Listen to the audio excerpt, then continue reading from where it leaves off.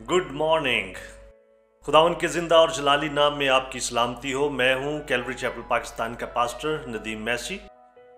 मेरे अजीजो, आज की हमारी डिवोशन का उन्वान है नेक नामी। तो उसके हवाले से आज की हमारी जो बाइबल मुकद्दस में से आयत है वो है वाइज की किताब, उसका 7 बाब और उसकी पहली आयत। कलाम मुकद्दस में मरकूम है कि नेक नामी बेश बहा इतर से बेहतर है।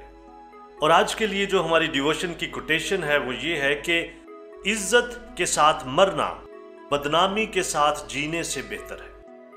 तो हमारी डिवोशन की स्टोरी आज की कुछ इस तरह से है कि एक दफ़ा एक शख्स अपने वकील के पास गया और उसने उससे कहा कि मैं एक ऐसे शख्स के साथ कारोबार करने जा रहा हूं जिस पर मुझे बिल्कुल भी एतमाद नहीं।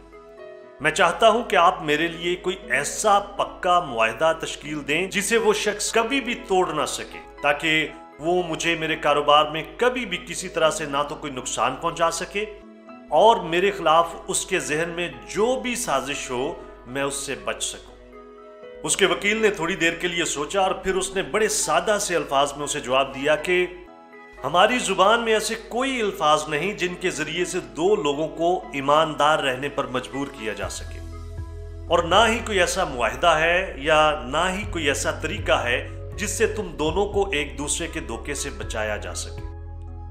उसके वकील ने मजीद कहा कि तुम्हारी इज्जत तुम्हारे नाम के साथ जुड़ी हुई है। अगर तुम्हारा किरदार बुरा है तो लाजमी तौर पर तुम भी बदनाम होगे।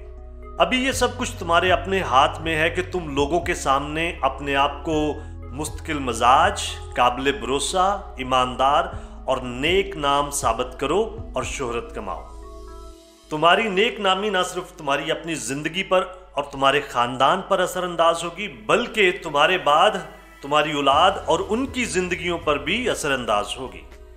बस उसके वकील ने उसे कुछ टिप्स दिए कि उसे क्या करना चाहिए। वो कहता है कि किसी भी कारोबारी लेन देन या कोई भी मुलाजमत इख्तियार करने से पहले या किसी भी शख्स से कोई ताल्लुकात कायम करने से पहले चंद एक बातों को हमेशा मद्देनजर रखें। और वो बातें कुछ इस तरह से हैं कि उस शख्स का दूसरों के साथ रवैया कैसा है, उस शख्स के अपने पुराने दोस्तों और अपने खानदान के लोगों के साथ रवैया कैसा है, उसका अपने गाहकों के साथ, अपने मुलाजमों के साथ और अपने से कमजोर लोगों के साथ रवैया कैसा है। यह जानने की कोशिश भी करें कि उस शख्स का कारोबारी लेन देन कैसा है और उसमें वो किस तरह की सोच रखता है और किस तरह का रवैया इख्तियार करता है।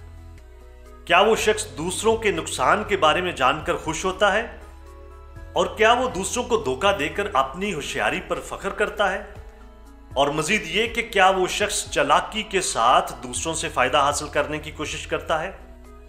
अगर किसी शख्स के अंदर इस फहरिस्त की ज्यादातर मनफी बातें पाई जाती हों तो ऐसे किसी भी शख्स के साथ ना तो कारोबार किया जाए और ना ही उसके साथ कोई ताल्लुक इस्तवार किया जाए।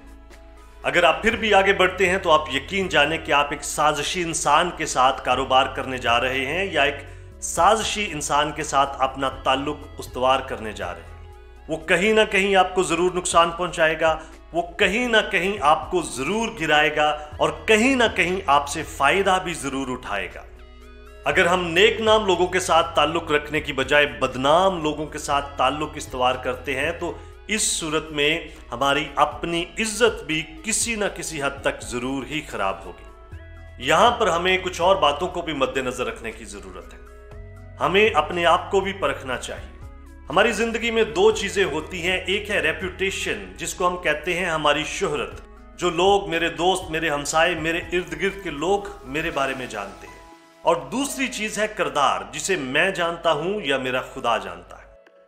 तो बहुत दफा हम जाहिरी तौर पर तो अच्छी रेप्यूटेशन रखते हैं, लेकिन हमारा अंदरूनी किरदार इतना अच्छा नहीं होता। हमें हमेशा ये बात याद रखनी चाहिए कि मसीही होते हुए हमारा ईमान और हमारे अमाल बिल्कुल हम आहंग होने चाहिए। हमारा किरदार हमारी रेप्यूटेशन के बिल्कुल मुताबिक ही होना चाहिए। अमाल 8 बाब में खुदावंद यीशु मसीह ने कहा है कि तुम दुनिया भर में मेरे गवाह हो।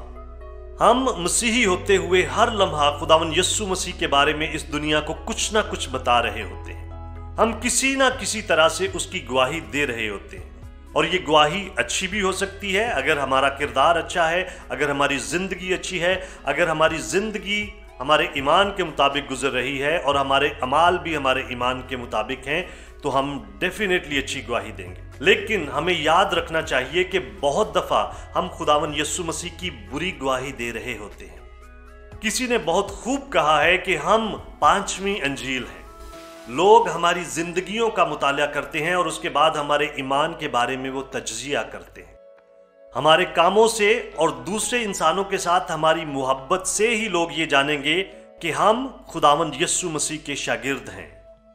इसलिए हमें हमेशा इस बात को याद रखना चाहिए कि हमें अपनी जिंदगियां अपने मसीही ईमान के मुताबिक गुजारने की ज़रूरत है। और आखिर में एक बार फिर हमें इस आयत को हमेशा अपनी ज़िंदगी में और अपने जहन में रखने की ज़रूरत है कि नेक नामी बेशबहा इतर से बेहतर है।